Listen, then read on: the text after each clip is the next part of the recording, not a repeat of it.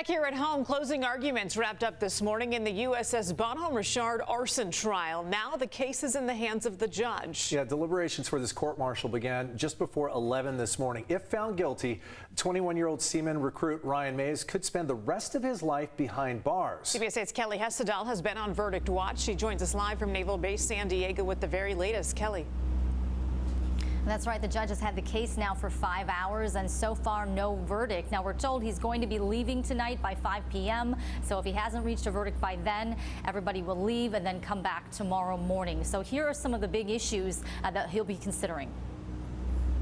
I think the major issues that the judge is going to have to evaluate in coming to a decision in this case is evaluating the credibility of the witnesses, especially Velasco. And then he's also going to have to deal with the scientific evidence, whether or not this was an incendiary flame, whether it was a case of arson, or if there were other potential causes.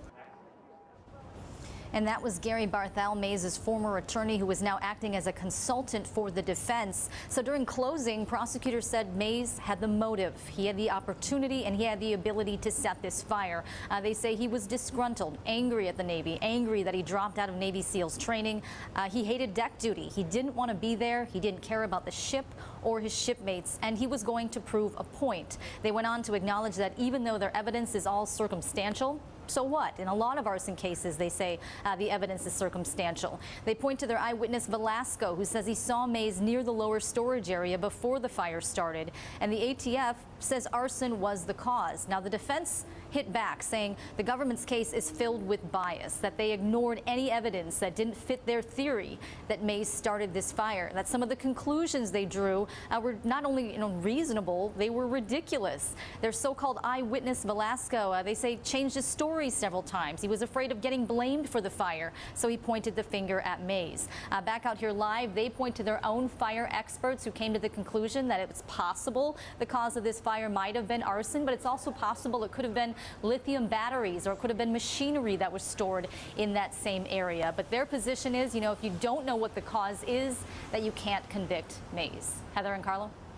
And interesting to point out here, Kelly, that this is in the hands of a judge, not a jury, and that's how it's done in this particular type of courtroom. Is it possible, though, that the judge could convict him on one charge and not the other? So Barthel, I asked him that question, and he said it's unlikely. The two charges that Mays faces are willful hazarding of a vessel and aggravated arson. So it's his position that, you can't say that he intentionally set a fire, but he didn't intentionally set fire to a ship, or on the other hand, that he set fire to a ship, but that he didn't commit aggravated arson. So it sounds like it's unlikely that the two charges will be separated. It sounds like it'll be an all or nothing kind of verdict. All right, we're on verdict watch with Kelly Hessedal reporting on the USS Bonhomme Richard arson trial. Thanks, Kelly.